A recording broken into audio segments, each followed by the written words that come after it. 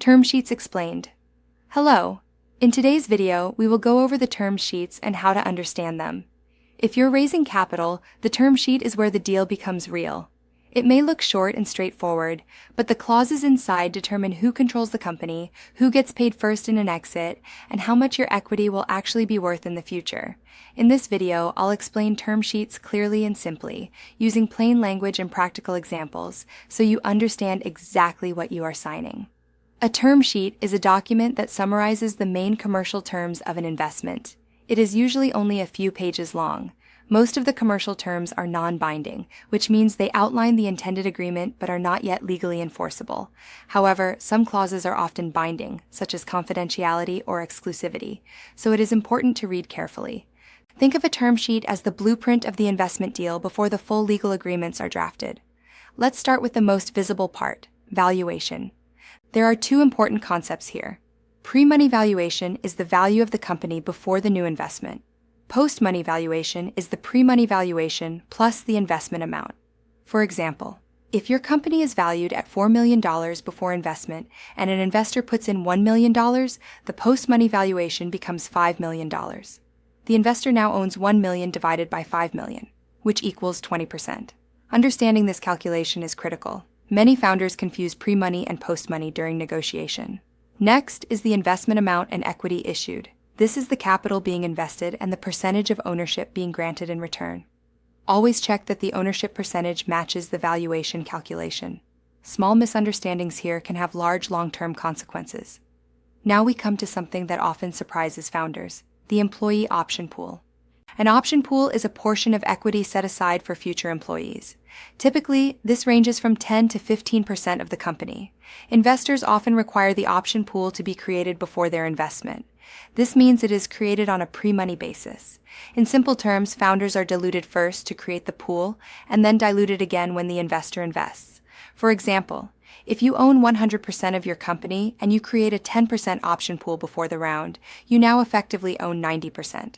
Then, if you raise 20% from investors, your 90% is diluted again. This is why modeling dilution carefully is essential.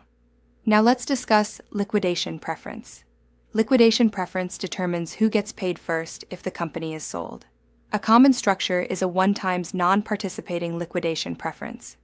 This means the investor gets back the amount they invested before any remaining proceeds are distributed to other shareholders. For example, if an investor invests $1 million and the company sells for $3 million, the investor first receives their $1 million back. The remaining $2 million is then distributed according to ownership percentages. More aggressive structures include participating preferences, where the investor receives their invested capital back and then also participates in the remaining distribution. There can also be 2x preferences, meaning the investor receives twice their investment before others receive anything. Liquidation preferences significantly impact founder returns, especially in moderate exit scenarios. Another important clause is anti-dilution protection. This protects investors if a future funding round occurs at a lower valuation.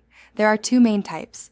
Full ratchet anti-dilution adjusts the investor's share price fully to match the lower future price.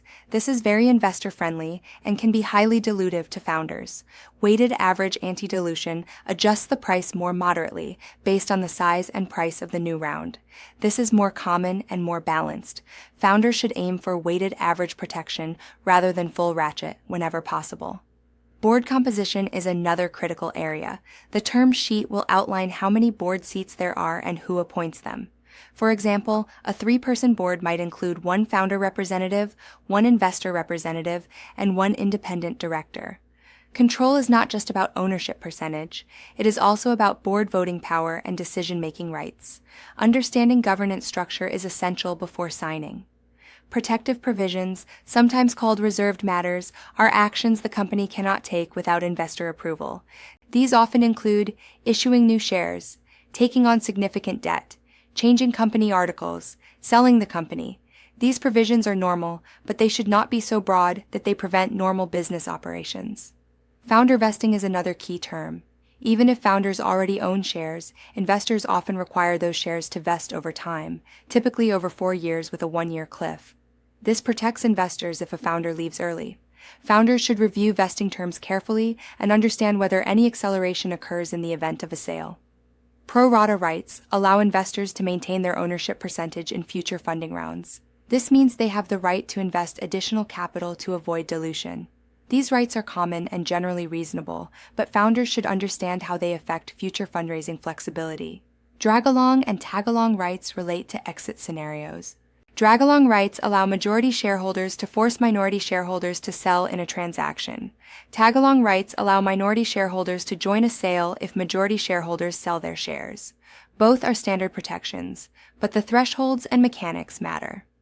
Information rights require the company to provide regular financial reporting to investors. This may include quarterly management accounts, annual budgets, and audited statements in later stages. Transparency is expected, but founders should be prepared for the administrative responsibility that comes with it. Exclusivity, sometimes called a no-shop clause, prevents the company from negotiating with other investors for a certain period while the deal is being finalized. This is common and usually limited to 30 to 60 days. Long or indefinite exclusivity should be approached cautiously. It is important to understand that valuation is only one part of a term sheet. A higher valuation with aggressive liquidation preferences or full ratchet anti-dilution can be worse than a slightly lower valuation with founder-friendly terms.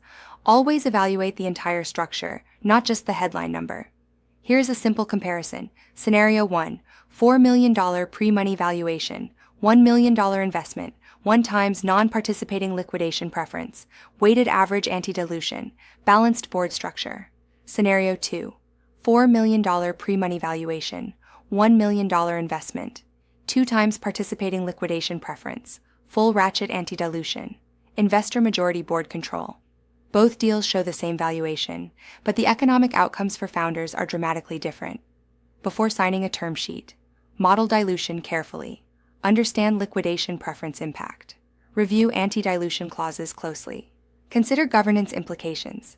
Seek experienced legal advice in your jurisdiction. A term sheet may only be a few pages long, but it defines the financial rules of your company for years. Treat it as a strategic document, not a formality. If you want to better understand how valuation, dilution, and investment terms affect your ownership over time, you can model different scenarios using tools available at www.valuationforyou.com. And if this video was helpful, subscribe for more practical guidance on valuation, fundraising, and deal strategy.